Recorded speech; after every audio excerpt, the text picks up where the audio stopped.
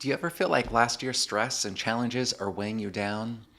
Let's explore practical ways to release that stress, embrace growth, and move forward with clarity. This advice comes from a conversation I had with Channel Q radio host CJ Robinson this week, where we discussed how to step into the new year with purpose and intention. Let's dive into this topic while also enjoying the calming beauty of nature.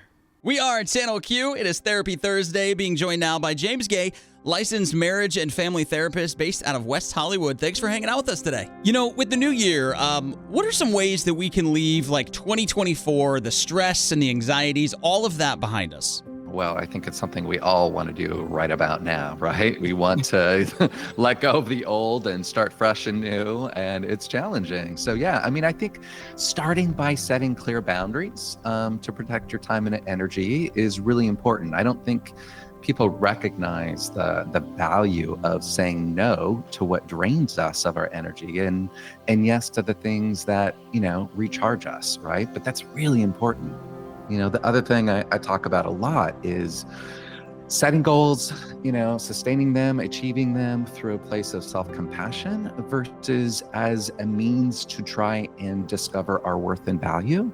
Like if we operate from the idea that we have inherent value and worth, no one can give it to us, no one can take it away, it's just our birthright, and then proceed forward from that place, the likelihood of sustaining our goals and maintaining and achieving them is much more likely. Yeah, and I feel like one of the things we always look for in a new year is growth, right? So what are some ways that we ensure that we grow from last year to this year? Yeah, it's always good to kind of take a look at what worked, what didn't, what are the lessons learned, how can I grow from that experience? So yeah, it's recognizing we're all human. We're going to make mistakes. We're going to set goals that we never follow through with or achieve. But what about those, elements made it difficult or challenging? How can we do it differently, right? So instead of overcommitting to things that often lead to burnout or not having actionable sort of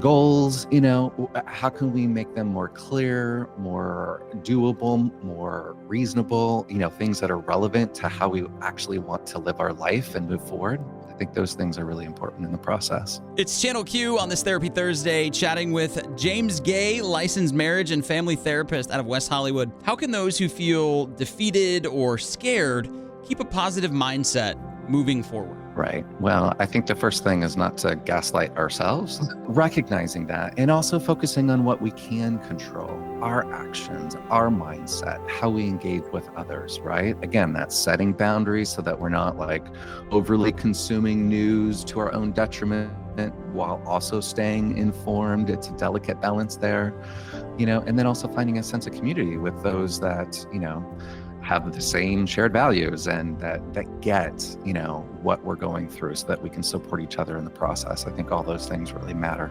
especially right now. Yeah, I think boundaries. I think that's going to be a really big thing for 2025. With all the political noise and what's going on in the world and just, outside forces, what are some techniques that people can use to ensure they stay on track with their goals in 2025? Well, again, I think first doing it from a solid place of radical self-acceptance and fierce self-compassion.